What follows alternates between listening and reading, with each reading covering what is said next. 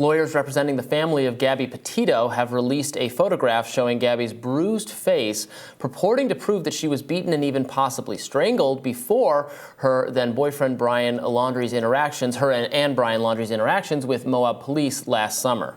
Gabby's parents are suing the Moab Police Department, saying they failed to sufficiently intervene while responding to a domestic disturbance call between Laundrie and Petito that took place just weeks before she was killed.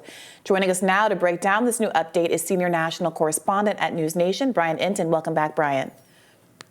Thanks for having me. For folks who, regrettably, it seems like there's always a case after criminal case for us to talk about. So much tragedy going on. Can you offer us just a brief refresher on what happened here with this case before we get into these new details? Yeah, just an awful, sad case. Basically, Gabby Petito went on this road trip with her then fiance, Brian Laundrie, went across the country. On social media, people were really interested because it looked like this amazing trip, but it turned out there was a lot happening behind the scenes, domestic violence, and Brian Laundrie killed Gabby Petito, strangled her to death.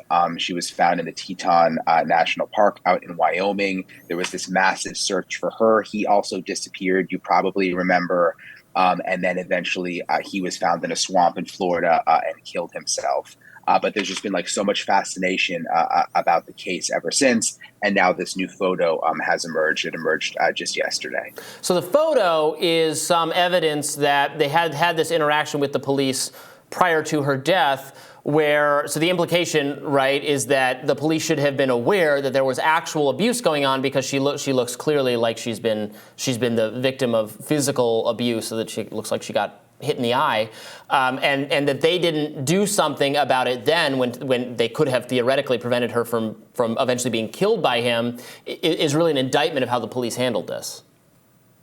Yeah, so basically that photo, we're told, is a selfie from Gabby's phone that was taken just minutes before a traffic stop that happened in Moab, Utah. And you've probably seen the body camera video. There's body camera video from that traffic stop. It's really sad and hard to watch.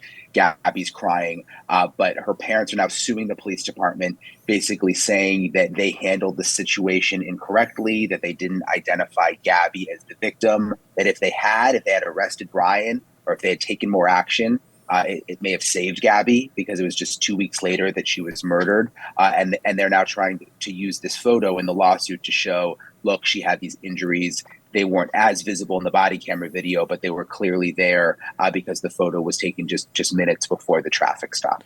For those who haven't seen that traffic stop video, what was the nature of the stop? Why were they pulled over? And what was the interaction like? What did the cop actually say to them? Yeah, so there was initially a 911 call. Again, they were on this road trip in this white camper van. They were in Moab, Utah. There was initially a 911 call because there was someone outside like a small grocery store who says that they saw Brian Laundrie slap Gabby Petito. So that's when the initial call came in. Moab police caught up with them in the van. And then you see this video that goes on for quite some time where they're questioning both Gabby and Brian, trying to figure out what happened. They separated them. And ultimately, it's interesting when you go through all the police reports, they determined that Brian Laundrie was actually the victim in all of this. But they didn't make any arrests. They separated them for the night. They tried sending Brian Laundrie to a hotel room in Moab, and they said that Gabby could stay with the van. And this has all now been dissected because the family of Gabby Petito says it was handled totally the wrong way. And the Moab Police Department actually had an outside agency go back and review the video to see the way it was handled. And they also agreed that, there needed to be additional domestic violence training with that police department. On what did they base the finding that Laundrie had been the victim of domestic violence? Did he also have physical bruises on his face or anywhere else?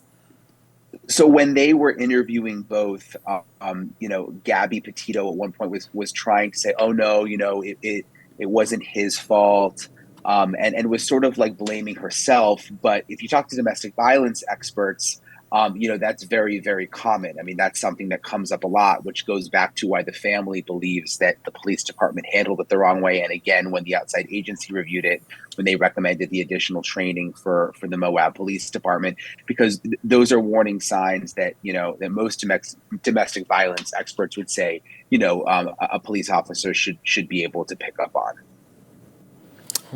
Well, what is the state of this lawsuit against the police? Is there a court date scheduled? What is the timeline with that? Yeah, it's ongoing. They're suing for $50 million. And also, I think just trying to make a statement here and trying to, send a statement out to the whole country that police departments need to be better trained. So it's ongoing. I've been to Moab. I've actually interviewed the police chief there before the lawsuit. Now they won't talk as openly just because there's pending litigation. But, I'm told that this has been a tough time for those officers. I mean, obviously, they had no idea what was going to happen 2 weeks after that traffic stop. And there are, domestic violence calls all the time and all sorts of things that they respond to. So they had no way of knowing exactly the way this was going to end. So this has been a tough time for Moab police. That lawsuit goes on. And then there's another lawsuit in Florida, you probably remember.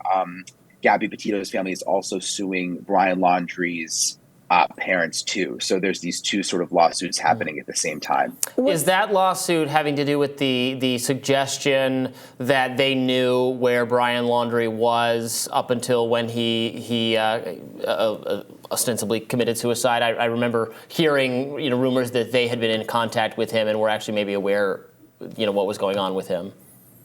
Yeah, exactly. That's right. They're basically saying that the Laundrie parents and the lawyer that represented them caused pain and suffering because while this extensive search was going on and the parents were so emotional and the whole country was looking for Brian Laundrie, the parents claim, Gabby's parents claim that Brian's parents actually knew all along what was happening behind the scenes.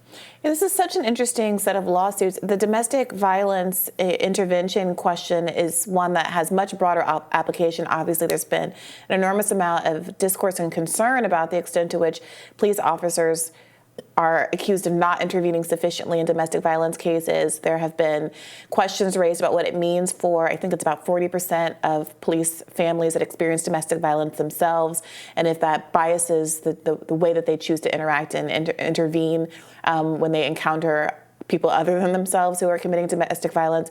It's a very difficult issue. Have you seen a lot of local traction and interest in pickup here? Because it is also a much more, I think, divisive issue than the question of a young woman being physically abused and killed, especially in a more potentially conservative part of the country. Yeah, it's a really good point you make. Ever since the beginning, and I was covering the story like from the very beginning, the domestic violence aspect has really stood out. I mean, when I was outside the Laundrie's house for a long time, victims of domestic violence, even before Brian Laundrie was found and we knew what happened, were showing up to the house to sort of show their support for Gabby Petito's family. I mean, this story all along has really struck a chord with survivors of domestic violence. Even when that picture came out yesterday, I mean, it was heartbreaking for a lot of people who have been covering the story very closely. So I think this domestic violence sort of angle to the whole thing has been among the most important. And again, going back to Gabby's parents, I mean, that's what they really want is other police departments to learn from this, because there's additional training that these departments can have where they can spot some of these things that are fairly obvious when you know what to look for. And I also wanted to mention the domestic violence hotline, 1-800-799-SAFE. That's also something that's important to Gabby's family to continue to get that number out, because obviously they wish they had known what was going on behind the scenes with her. And so, and this is happening all over the place. We all have friends that we probably don't even know that are going through things like this behind the scenes. Very important. Thank you so much, Brian, for shedding some light on this. We appreciate it. Thanks. And we'll be back with more Rising right after this.